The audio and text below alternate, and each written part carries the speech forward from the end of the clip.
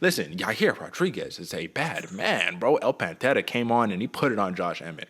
And remember, I told you, I said, hey, man, stylistically, he wants to sit there and he wants to answer every rebuttal. But what's the other thing I said? Josh Emmett doesn't really throw a lot. So there wasn't a lot to rebuke right there. You know what I mean? This was just nasty. Liver kicks to the body, teep kicks set up everything else, those question mark kicks, spinning wheel kicks.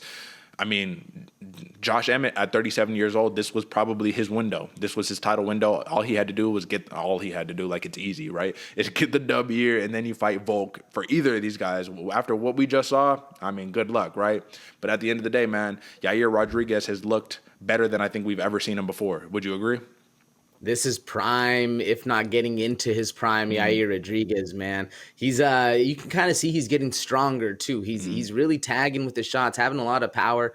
And it was rough for Emmett, dude, walking around as basically a punching bag and just zero movement of any sort. His coaches were begging him, please get off the center line, move your head, do anything.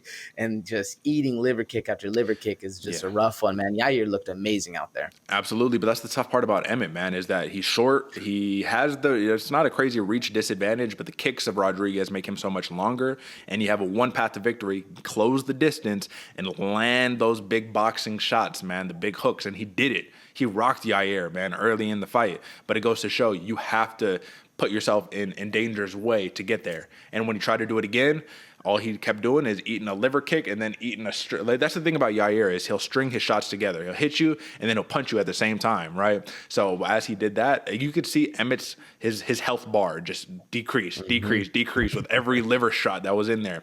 And it actually made me think, man, I was like 37-year-old Josh Emmett. This dude is ripped to the core, bro. Like his abs are just phenomenal. There's no fat there.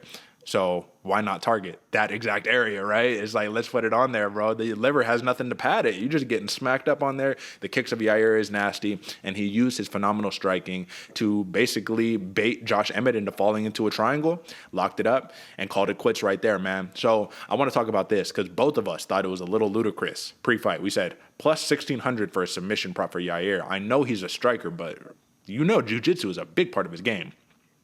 How did you feel when Yair said after the fight, oh, yeah, I had been training that submission. You know what I mean? We're aiming for that the whole time. I want to get this submission. Like, it's almost like, once again, mystic. Like, we didn't pick that specifically because I thought Emmett would be a tougher outing. But, like, come on. Plus 1,600, brother. Come on. What do you think?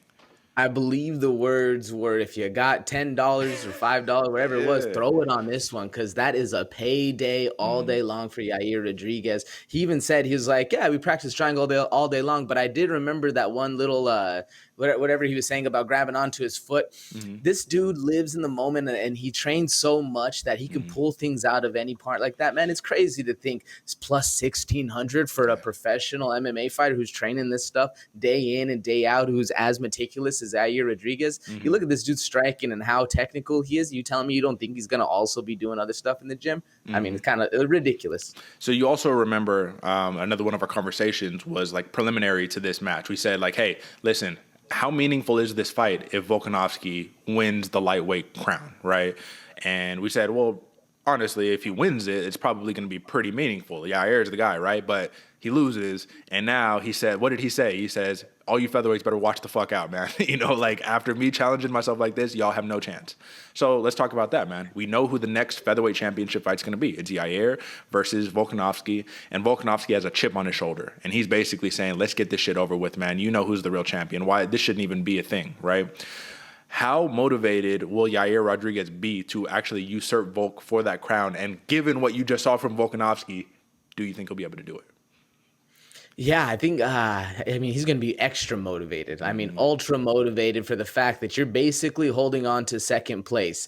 You know, the guy that fought after you, the guy that's getting paid more than you, the guy that's getting pay-per-view points, and you're barely going to be signing a contract for it. You know, you're going to be a little motivated to take all that extra. You're getting just a taste, but you know the other guy has more. You always want more. Now, can he get it done?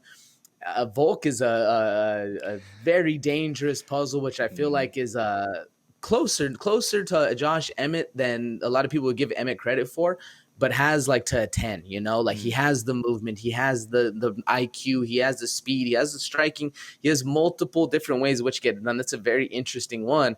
The only thing is, can Volkanovski stopped the kicks, stopped the range, actually getting close to put his hands on him. I don't know, because what, Yair's 5'11" off the top, and Yeah, yeah. Volk's 5'6".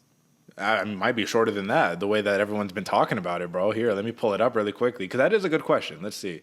Because that's a Volkanovski, long reach plus the legs. That's the only thing that worries me about that fight. yeah, it says Volkanovski 5'6", 71.5-inch reach, though. So you got the same reach. It's basically Josh Emmett 2.0. The only difference is you remember Josh Emmett when he got into Yair Rodriguez's guard, what did he do? That phenomenal, you come all the way back with the elbow, so you miss the punches. They can't hit you. Boom, come down with Yep. those.